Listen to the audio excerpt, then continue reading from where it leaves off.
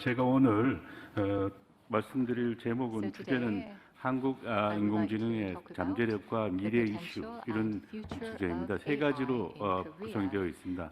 첫 번째로는 현재 우리 상황이 어떤가, 그 다음에 두 번째로는 한국이 외국과의 솔루션과 애플리케이션에서 어떤 차이가 있는가 비교 평가하는 것, 그리고 마지막으로 주제에 관한 이슈입니다. 첫 번째 우리가 현 상황을 진단하기 위해서 플러스 사이드하고 마이너스 사이드를 가지고 비교를 해봤습니다. 그래서 플러스 사이드의 경우에 한국은 굉장히 제조업과 서비스비 골고루 발달되어 있는 나라입니다. 여기 보면은 딜로이트에서는 2020년에 우리나라가 뭐 6위라고 나와 있지만 실질적으로 제가 경험한 바로는 인건비라든지 이런 걸 제외하면은 한국하고 중국 정도가 제조업을 골고루 갖고 있는 나라다. 그리고 서비스 사이드도 보시면은 뭐 한류라든지 또는 이 컴퓨터 서비스나 이런 것들 2011년까지는 국제 무역 수지가 적자였습니다만 2012년부터 굉장히 급속하게 증가하고 있습니다. 그 다음에 이 우리나라의 굉장히 IoT 인프라라든지 이런 브로드밴드 커넥션 준비도가 굉장히 높다는 겁니다. 그래서 여기 보시면 OECD의 광케이블 보급률이라든지 아카마이의 여기 인터넷 접속 속도, 뭐 ITU의 인터넷 준비 지수 이런 거 보면 세계적으로 전부 탑 랭크가 되어 있다, 이렇게 보시면 됩니다. 그리고 5G 경우에도 뭐 농어촌 뭐 초고속망이라든지 또 기가 인터넷이라든지 이런 쪽에서 굉장히 잘 준비되어 있고 5G 통신을 세계 최초로 상용화 했습니다. 그 다음에 또 보시면은 우리나라가 굉장히 얼리 어답터들이 많다, 이런 내용들이 있습니다. 그래서 세계적으로 엔터테인먼트나 IT 쪽에서 많은 서비스가 나오면 반드시 한국에서 먼저 테스트를 해보는 그런 형편이고, 뭐 넷플릭스나 영화라든지 또 세계적인 뭐 가수들도 다 한국에 와서 하는 걸 선호하고 있습니다. 그 다음에 우리가 지금 인건비라든지 여러 가지 뭐 근로조건 52시간 이런 것 때문에 상당한 기업들이 어쩔 수 없이 인공지능을 지금 선택해야 되는 그런 이슈도 있습니다. 그리고 또 보시면 우리나라 초고령 사회, 지금 현재는 고령 사회입니다. 2018년부터 65세 이상 인구가 14% 이상 돼가지고 고령 사회인데 2026년부터는 20% 이상 되는 초고령 사회로 들어가기 때문에 노동력이 부족해지는 그런 상황이 있습니다. 이게 플러스 사이드고요. 마이너스 사이드를 보시면은 지금 많이 얘기되고 있습니다만 우리나라의 개인정보 유형이 굉장히 제한적이다. 굉장히 규제가 많고, 그 다음에 아까 뭐 우리 제이 리 프로페서 리께서 얘기하셨지만 데이터가 굉장히 배드하거나 유슬리스하거나 또는 뭐 백그라운드에 대한 데이터가 없거나 또 뭐 그냥 쌓여 있기만 하거나 이런 데이터들이 굉장히 많습니다. 그래서 저는 브로큰 데이터, 배드 데이터, 유슬리스 데이터, 스택드 데이터 뭐 엄청나게 이런 이슈들이 많이 있어서 이런 문제가 우리 굉장한 저거를 제약하고 있다고 생각하시면 됩니다. 그리고 지금 데이터 3법이 통과됐지만 가명 정보 어떻게 결합해서 이용하느냐 이런 이슈가 또 남아 있습니다. 그리고 또 하나의 마이너스 사이드는 업종별로 이게 지금 우리 인공지능 이용하는 게 굉장히 차이가 난다. 네이버, 카카오 같은 데 아주 탑으로 나가고 있고 SK텔레콤, KT도 마찬가지입니다.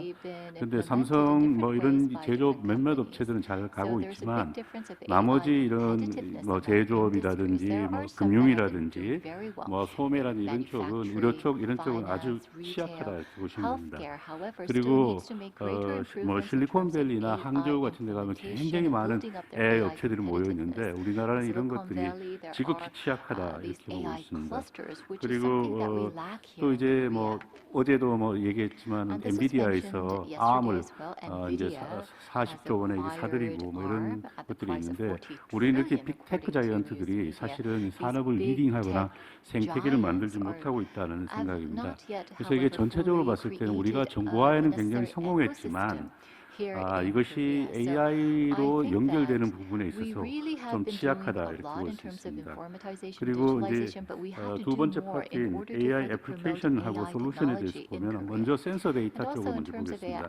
그러면 좌측편 그림에서는 자율주행차의 컴퓨팅 플랫폼, 지금 보면 엔비디아나 이런 것들이 굉장히 앞서 있습니다. 이 파트에서는 현대차가 나타나고 있지 않지만 오른쪽 그림에서 현대차 같은 경우에는 실제 상용차에 떴고요. 구현이 되었느냐 이런 차원에서 상당히 이제 높게 이렇게 보여지고 있습니다.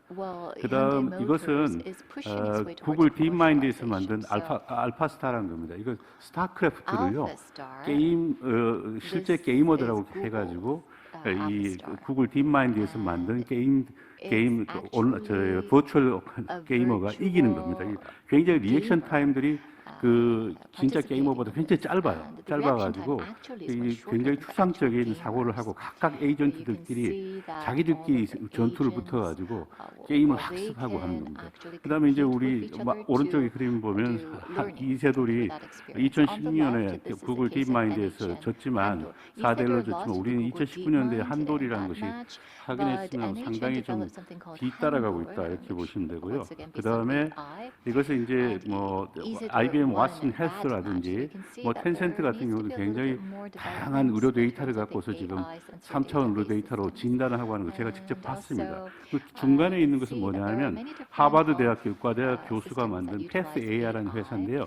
밑에 있는 붉은색으로 된 암세포를 치료를 했을 때 나타나는 항체를 노랗게 위에 표시돼 있고 그에 비해서 이제 우리나라의 이제 뷰너나 루니치라는 데서 이제 뷰너 같은 경우는 여러 가지 이제 치매라든지 또는 영상 판독, 흉부 영상 판독 이런 데 굉장히 잘하고 있고 손 그림으로 나온 것은 그거는 뼈 성장을 측정하는 겁니다. 그래서 실제 나이와 뼈 성장이 어떻게 되었나, 애들이 얼마나 성장할 수 있는 이런 게 나온 거고 제일 마지막에 있는 루닉 같은 경우는 한국인의 이제 유방암 같은 것이 다른 서양인하고 다르다는 게 때문에 유방암하고 폐결절 이런 쪽이 나와 있고 그다음에 이것은 이제 제조업 쪽에서 TSMC 반도체를 생산할 때 결함 부품을 찾아내는데 여기서는 상당히 이제 반도체 표면이 고르게 증착됐냐를 가지고 인공지능을 이용해서 빛의 반사가 어느 정도 되느냐 이런 걸로 하고 있고 오른쪽에 있는 우리나라의 수아랩이라는 회사는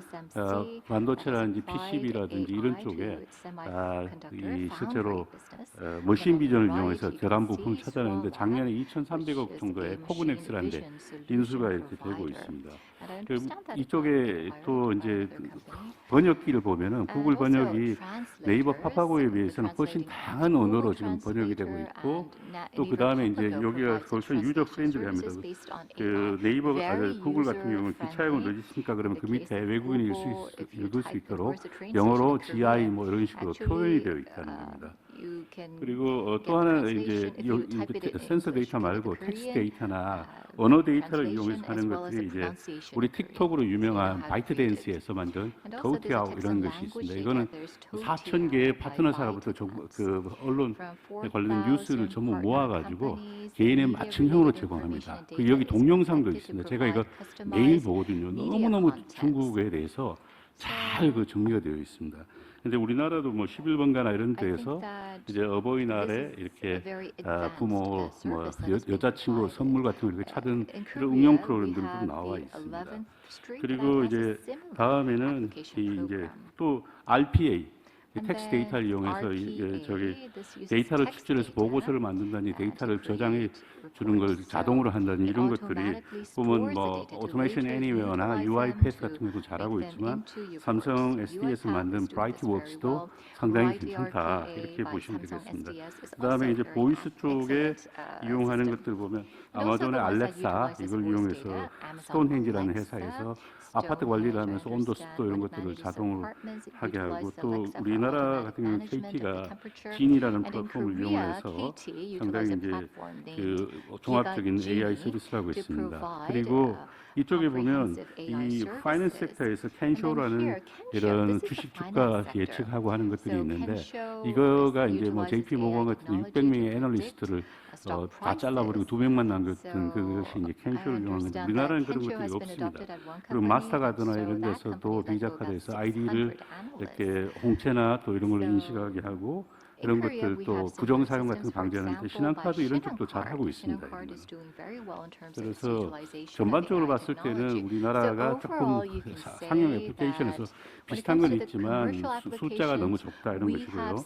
우리 이제 현재 이슈를 찾아보면은 이제 결국은 우리가 조금 그 국가적인 AI 정책을 만드는데 4차 산업위원회장 계시지만 우리가 작년 12월 달에 인공지능 국가 전략을 만들었으면 좀 늦었다. 그리고 인공지능에 관련된 인력 양성이 아직은 좀 부족하다. 그리고 이제 가장 큰 문제가 이쪽에 이제 우리는 빅데이터가 없다. 아까 말한 뭐 제이리 교수께서 얘기하신 뭐 데이터 브로큰 유슬리스, 그냥 쌓여있기만 한 데이터다. 이런 것들이 지금 문제다라고 볼 수 있습니다. 그리고 이제 정부가 이렇게 인공지능 국가 전략을 만들었지만 실제로 과제만 지시됐지 여기에서 누가 어떤 역할을 할 것이냐, 또 그다음에 어떤 운영 원칙이 있느냐, 이런 것들을 사실 만들어줘야 되고 최근에 또 좀 협업이 좀 이루어져야 된다, 이렇게 볼 수 있습니다.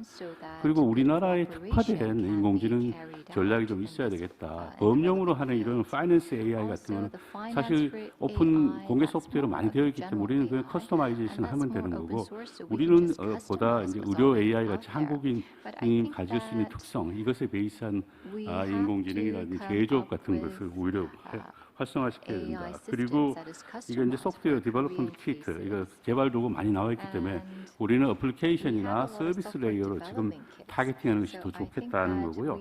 이거는 우리 한국표준협회에서 인공지능 플러스 인증이라는 것을 7월 말에 세계 최초로 도입했는데 퀄리티를 높이는 쪽, 그쪽으로 좀 갔으면 좋겠다는 겁니다.